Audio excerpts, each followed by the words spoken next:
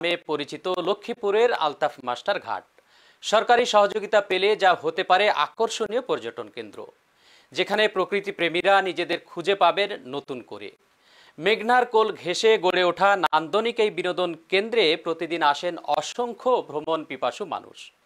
লক্ষ্মীপুর ঘুরে এসে নয়নাভিরাম প্রাকৃতিক সৌন্দর্যে ভরপুর স্থানীয়ভাবে পরিচিত সেই ইলিশা ঘাটের খবর জানাচ্ছেন রাসেল আহমেদ। ছবি তুলেছেন শামীম আশরাফ। কলকল শব্দে বয়ে চলছে মেঘনা। রায়পুরের উত্তর চরবংশীর চরিন্দুরি এলাকায় মেঘনা নদীর পাড় ঘেঁষে ব্যক্তিগত উদ্যোগে গড়ে তোলা হয়েছে বিনোদন কেন্দ্র। এখানে প্রকৃতিকে খুব কাছ থেকে উপভোগ করার সুযোগ রয়েছে। এদিকে নদীর দুরন্তপনা, অন্যদিকে মাটির পরশ আর গাছগাছালি ঘেরা প্রকৃতির ছোঁয়া। যার সৃজনশীল চিন্তা থেকে নদী পানি ও নদী পাড় কাজে লাগিয়ে নিজ সৃষ্টিশীলতায় প্রকৃতিকে করে তুলেছেন নান্দনিক, তিনি হলেন সাবেক উপজেলা চেয়ারম্যান আলতাফ মাস্টার।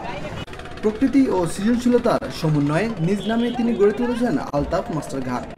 ঘাটটি সম্প্রসারণ একেবারে বাধ্যতামূলক হয়ে পড়েছে, যেহেতু এখানে জায়গার পরিসর খুবই কম, যার জন্য এখানে হাজার হাজার দর্শক সেখানে যে আরও বেশি সময় ব্যয় করবে সেই সুযোগটি পাচ্ছে না। সরকারের সার্বিক সহযোগিতা, আর্থিক সহযোগিতার মাধ্যমে এই ঘাটটাকে আরও প্রসারিত করার সবিনয় অনুরোধ জানাচ্ছি।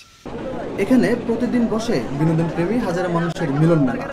দূর দূরান্ত থেকে আসেন প্রকৃতি প্রেমী ভ্রমণ পিপাসু মানুষ। মিনি কক্সবাজার খ্যাত নয়নাভিরাম গ্রামীণ প্রাকৃতিক সৌন্দর্য ঘেরা আলতাফ মাস্টার ঘাট দিনে দিনে হয়ে উঠছে জনপ্রিয়। আলতাফ মাস্টারের ঘাট এলাকায় পর্যটন শিল্পনগরী হিসাবে এখানে মানুষ ভ্রমণ করার জন্য আসে। বিভিন্ন মানুষ জড়ো হয়ে দেখতে আসছে। খোলা অনেক মুক্ত বাতাস পাওয়া যায়, সচরাচর যেগুলা গ্রামের বাড়িতে আমরা শহরে পাই না। গ্রাম কিংবা শহর সবখানেই নিরলস প্রাকৃতিক বিনোদন এখন অনেকটাই হারাতে বসছে, তাই এমন উদ্যোগ প্রশংসার দাবি রাখে। তবে সরকারি সহযোগিতা পেলে আলতাফ মাস্টার ঘাট হয়ে উঠতে পারে রাজস্ব নির্ভর পর্যটন কেন্দ্র। Russell Ahmed, channel TT news, Raipur, Lakshmipur, Bangladesh.